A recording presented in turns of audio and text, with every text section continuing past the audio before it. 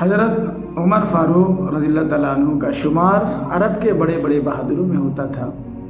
اسلام قبول کرنے سے پہلے حضرت عمر رضی اللہ تعالیٰ عنہ مسلمانوں کے سخت دشمن تھے اور رسول اللہ صلی اللہ علیہ وسلم کے قتل کی فکر میں رہتے تھے۔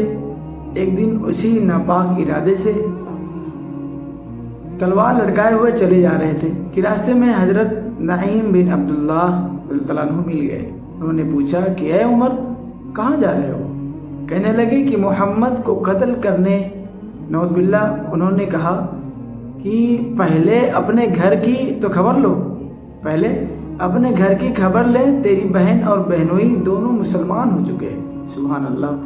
یہ سننا تھا کہ حضرت عمر رضی اللہ تعالیٰ عنہ غصے سے بھر گئے اور سیدھے بہن کے گھر گئے اور دونوں کو خوب مارا، اتنا مارا یہاں تک کہ بہن خون سے لہولہان ہو گئی۔ اس مار پیٹ کے بعد حضرت عمر رضی اللہ تعالیٰ عنہ کا غصہ کچھ ٹھنڈا ہوا تو انہوں نے کہا کہ مجھے وہ صحیفہ دکھاؤ جو تم لوگ پڑھ رہے تھے۔ بہن نے کہا کہ تم ناپاک ہو، غسل کیے بغیر اس کو ہاتھ نہیں لگا سکتے۔ لہذا انہوں نے غسل کیا اور بہن سے قرآن لے کر پڑھنا شروع کیا۔ قرآن پڑھتے ہی ان کی حالت کیفیت بدل گئی، فوراً حضور صلی اللہ علیہ وسلم کی خدمت میں حاضر ہوئے اور مسلمان ہو گئے۔ سبحان اللہ۔ صحابہ کرام رضی اللہ عنہم اجمعین کو عمر رضی اللہ تعالیٰ عنہ کے اسلام لانے سے بہت بے حد خوشی ہوئی اور اس زور سے اللہ اکبر کا نعرہ بلند کیا کہ سارا مکہ گونج اٹھا۔ سبحان اللہ۔ حضرت عمر رضی اللہ تعالیٰ عنہ کی بہادری، حضرت عمر رضی اللہ تعالیٰ عنہ کی بہادری سے کون نا واقف ہوگا؟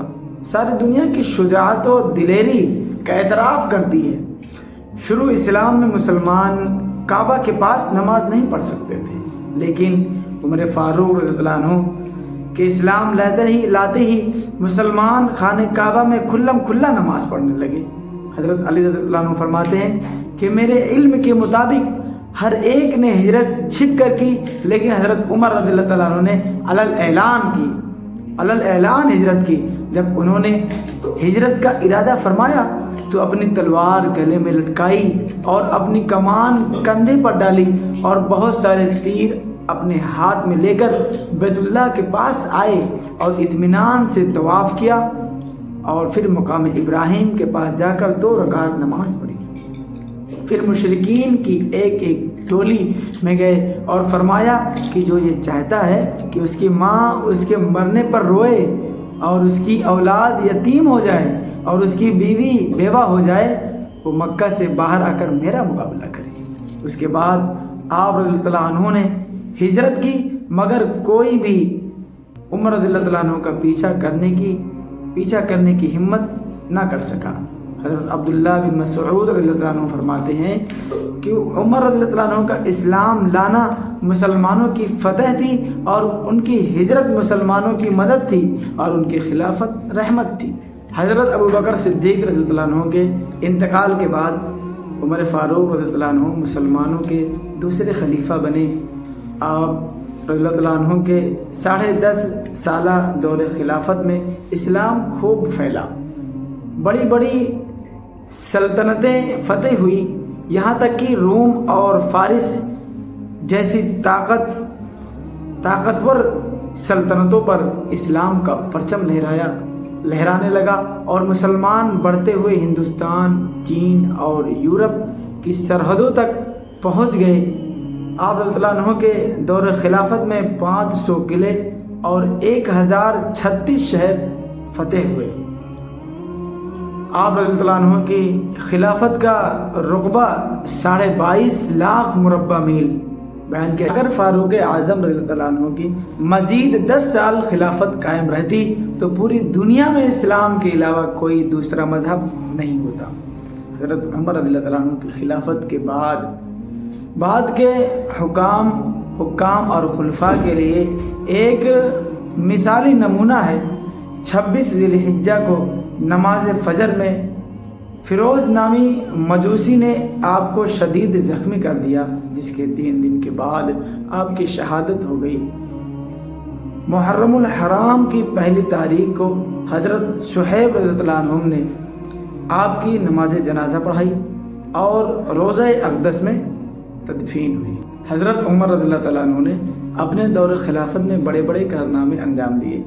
انہوں نے باضابطہ طریقہ پر بیت المال کا نظام قائم کیے، ملکی پیمائش کا انتظام کیے، جیل خانہ قائم کیے، فوج کے لیے دفتری نظام بنائے، بے روزگار لوگوں کے لیے وظیفے مقرر کیے، جگہ جگہ نہریں کھدوائے، نماز تراویح کو جماعت کے ساتھ پڑھنے کا اہتمام کیے۔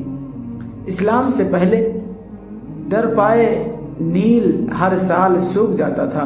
مصر والوں کا عقیدہ تھا کہ ایک کنواری لڑکی کی بلی کے بغیر دریائے نیل جاری نہیں ہوتا۔ جب مسلمانوں نے مصر فتح کیا، اس کی خبر گورنر حضرت عمر بن عاص رضی اللہ عنہ کو ہوئی تو انہوں نے فرمایا کہ اسلام میں ہرگز نہیں ہو سکتا۔ پھر انہوں نے حضرت عمر رضی اللہ عنہ کو اس کی اطلاع دی۔ حضرت عمر رضی اللہ عنہ نے دریائے نیل کے نام پہ خط لکھا، اے دریائے نیل، اگر تو اپنی مرضی سے چلتا ہے تو مت چل، اور اگر تجھے اللہ واحد قہار چلاتے ہیں تو ہم اس سے ہی سوال کرتے ہیں کہ وہ تجھے چلا دے۔ چنانچہ یہ پرچہ دریائے نیل میں ڈال دیا گیا۔ دوسرے ہی دن دریائے نیل پانی سے بھر گیا۔ اس دن سے آج تک دریائے نیل مسلسل جاری ہے۔ اس کے علاوہ بھی آپ کے بہت ساری خدمات اور کارنامے تاریخ کے صفحات میں محفوظ ہیں۔